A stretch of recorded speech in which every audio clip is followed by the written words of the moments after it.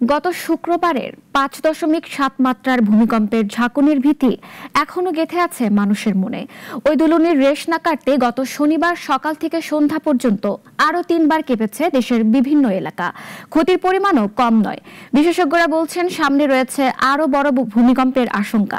জানমালের নিরাপত্তা প্রদানে রাষ্ট্র কতটা সক্ষমতা দিতে প্রস্তুত? রেজা রায়হানের প্রতিবেদন। গেল শুক্রবার রাজধানী ঢাকা সহ পুরো দেশ যেন থমকে গিয়েছিল। সেদিন সকালেই কেঁপে ওঠে টিনের ঘর থেকে শুরু করে বহুতল ভবন, ফেটে চৌচির দেয়াল, রাস্তা। গোটা দশেক মানুষ বেঘোরে হারালেন প্রাণ, আহত হয় শতাধিক। আর কোটি মানুষ বললেন মনে হচ্ছিল ওই দিনটাই যেন জীবনের শেষ দিন। আমার বাসা হচ্ছে একেবারে 20তলা বিল্ডিংয়ে, তো 20তলার উপরে ভূমিকম্পটা অনেক বেশি অনুভূত হচ্ছিল। তো ওই রকম অবস্থায় আসলে খুব ভয় পেয়ে গিয়েছিলাম। আমি সাথে সাথে আমার স্ত্রী এবং আমার ছেলেকে জড়ায় ধরে আমি কালেমা পড়তেছি। মনে হচ্ছিল যে এখনই হয়তো মৃত্যু চলে আসবে আমাদের কাছে। মাত্র 5.7 মাত্রার এই ভূমিকম্প সেদিন কাঁপিয়ে দিয়ে গেছে কোটি মানুষের প্রাণ। মানুষকে বলতে শোনা গেল মৃত্যু কত কাছে, আহা জীবন। মানে খুবই ভয় লাগছিল, একদম মানে পুরো সিচুয়েশনটা খুবই অ্যাবনর্মাল লাগতেছিল, কারণ এরকম আগে কখনো ফেস করা হয় নাই।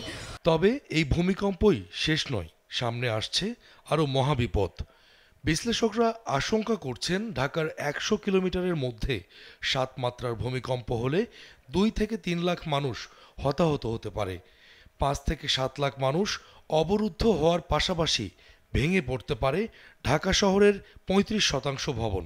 আমরা ওই দিনেই এই ভূমিকম্প হওয়ার 10 মিনিটের মধ্যে আমি রাজুকের সকল কর্মকর্তা কর্মচারী ছুটি বাতিল করে তাদেরকে বলছি, ইউ কালেক্ট দ্য রিপোর্ট। আমার কোথায় জানের ক্ষতি হলো ফার্স্ট, কোথায় মালের ক্ষতি হলো, আদার্স কী ক্ষতি হলো, আমি সঙ্গে সঙ্গে আমি কিন্তু আমার ইনস্ট্রাকশন দিয়ে দিচ্ছি। 300-র মতো ভবনকে আমরা চিহ্নিত করতে পারছি। বিশেষজ্ঞরা অল্প সময়ে বারবার ভূমিকম্পে বড় বিপর্যয়ের আভাস দেখছেন।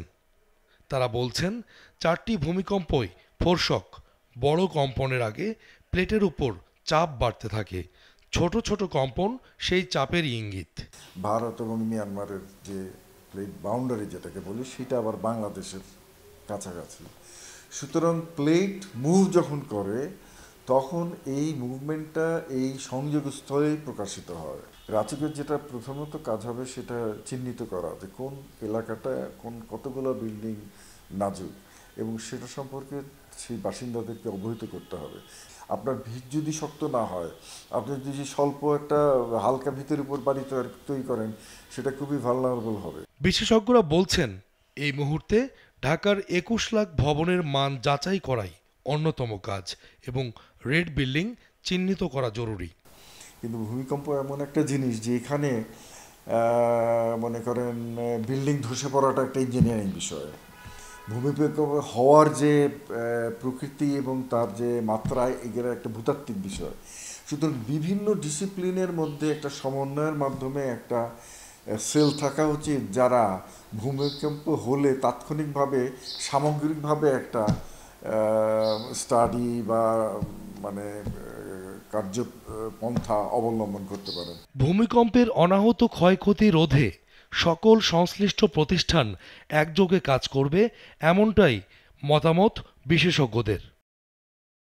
রেজা রায়হান, নাগরিক, ঢাকা।